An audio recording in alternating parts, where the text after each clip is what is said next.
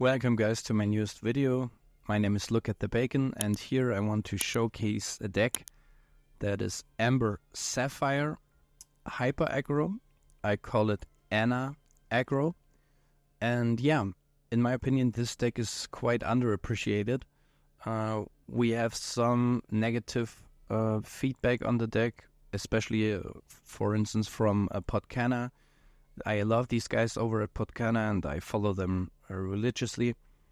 But yeah, in their latest 2 or 3 tier lists, they put blue-orange at the bottom in unplayable, and I think that's incorrect as far as the ladder goes. I know that the ladder is not as competitive as the tournament scene, but I'm 34.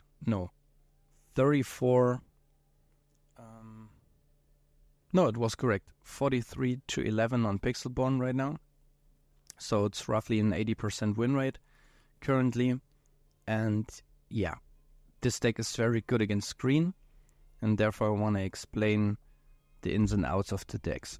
So, in my opinion, what you need to build, or what you need to keep in mind to build this deck for as a true aggro deck, you need 3 things.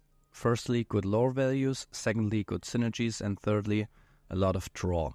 Because you will never trade with this deck anyway, unless absolutely necessary or beneficial for you.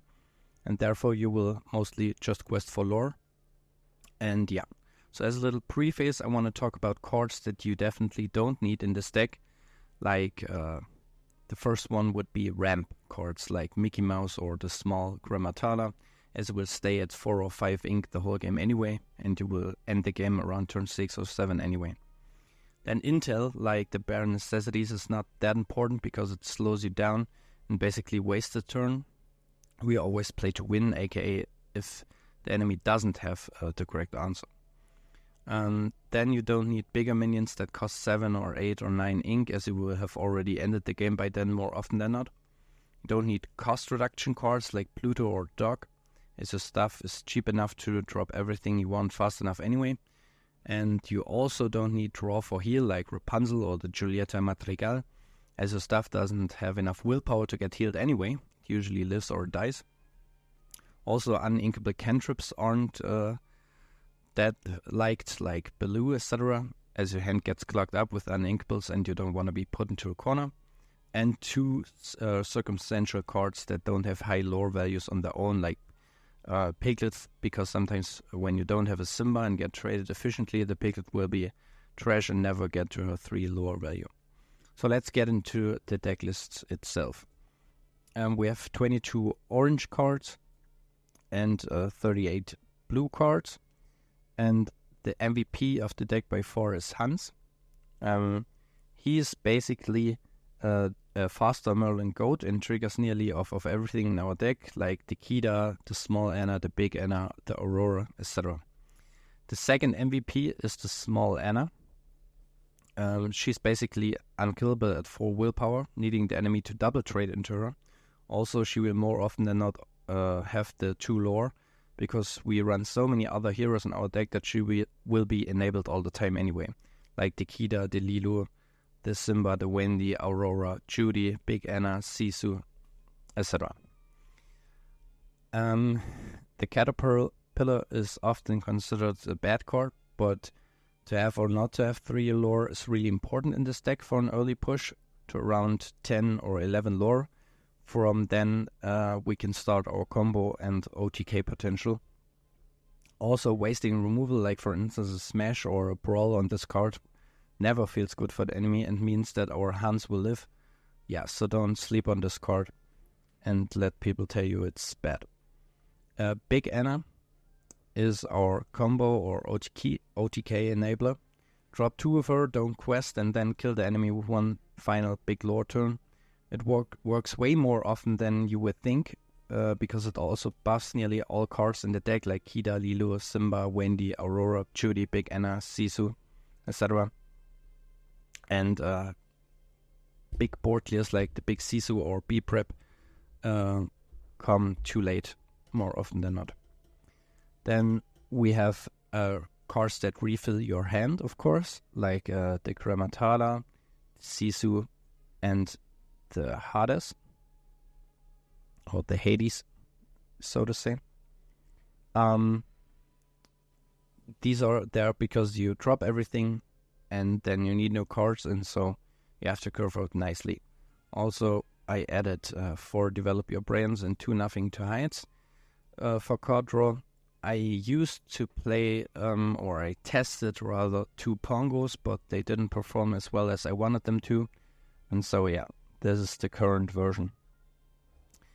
Then we have a single Mac Dark Mana. That is a nice protection against board clears. And the 9 Willpower is hard to tear down as it protects our inking characters.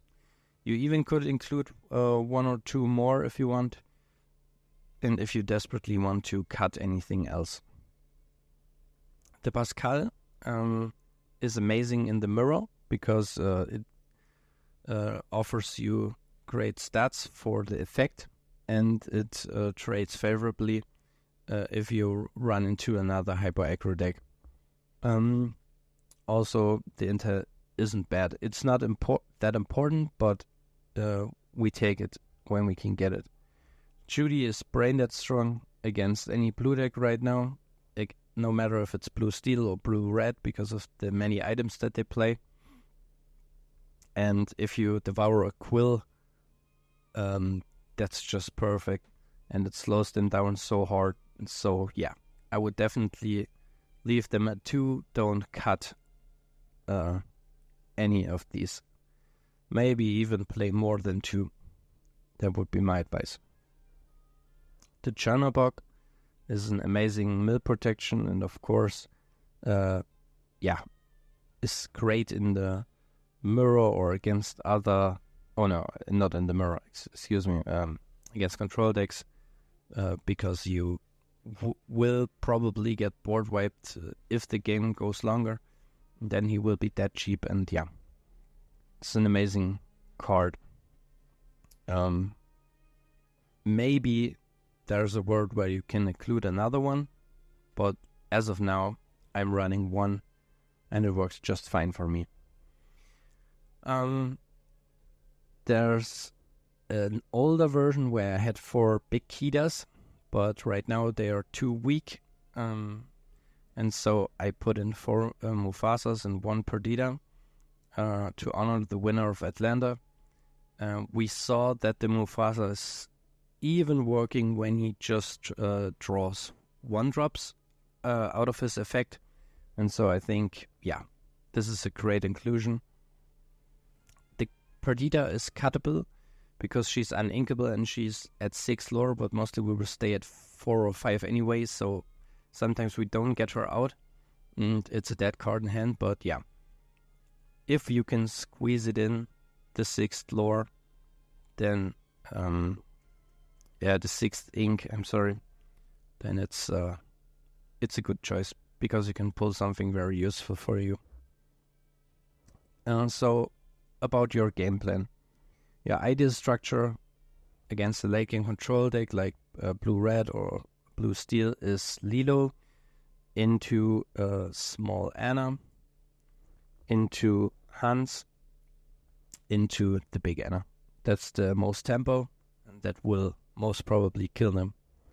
Your ideal turn structure against the mid-range deck, like for instance red-purple, is Lilo or Kida, and then Simba for protection, Caterpillar, and then Grammatala or Sisu, because they're more likely to include the small Sisu, the 1/1 uninkable that kills one of our characters, and so the draw becomes even more important. Your ideal turn structure against other aggro decks or even hyper aggro decks is the same against control if you go first, because you're just lowering faster than them 100%, or if you go second, then the best line by far is the Kida into the Simba, into the Pascal, and into the Grammatala. You just drop your raw stats and occasionally make a favorable trade and then outlaw them when you're ahead. Against any deck including green, you will have the time of your life, because Merfolk is unimportant for us. We quest faster, we just let it die on the field. The same with the small Flynn, we don't trade ever. Prince John is also dead against us because we don't trade into their Flynns and Merfolks. The small Ursula is a joke for us because we play exactly 0 songs, as you can see. And the big Ursula is just too slow against us because they have to wait a turn until they finally can use her. And yeah, the Diablo is a problem, of course, but I mean, we're so fast that we can live with the fact that they will draw cards more often than not. So what we have to hope is that they don't draw into their Let the Storm Rage On or Strength of a Rage of Fires, and then we're absolutely amazing. And the discard isn't as important as you think, because we often drop our whole hand anyway, and then they can't discard anything from us. And if we have the draw like Nothing to Hide or Develop Your Brain, whatever we draw, we can immediately drop anyway. So it's quite good. You will see it yourself. It's better than you may think. And yeah, this list goes on. I have in 54 games lost a single game to a green deck. One single game. And this was against a player who ran Muses. And yeah, this was too hard. But I haven't seen the Muses yet again. So I think it's a good matchup for us. Now you say, oh my gosh, there are so many small minions and so much stuff that dies to the Sisu, to the new big Sisu, and there's B-Prep, of course, in many decks, that in basically every red deck, and this is true, but these 2 cards come so late, even with ramp, and our hard mulligan will beat the Judy anyway against these decks, so that we can kill the Quill, because it's mostly red-blue that is paired with red right now. And yeah, therefore it is fast enough to out-tempo them, and I'm really happy how smooth the list runs.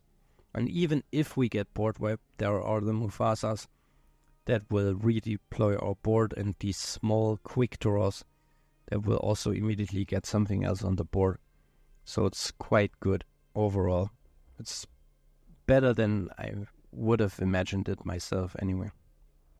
So possible subs that I'm currently thinking about, that I hinted in before, would be, for instance, taking 1 or 2 more of the Wendy's out, maybe for a second Chernabog, as I talked before, or a 9th 1-drop. I think 8 1-drops are great, but then sometimes a 9th would be even better, because I used to do like 100 or 200 mulligans or on Dreamborn Inc. And in like 10% of the games I didn't have a 1-drop. So yeah, this is very bad for our deck. So you want to always have a 1-drop, therefore cutting a Wendy and putting another 1-drop in would be a great idea as well.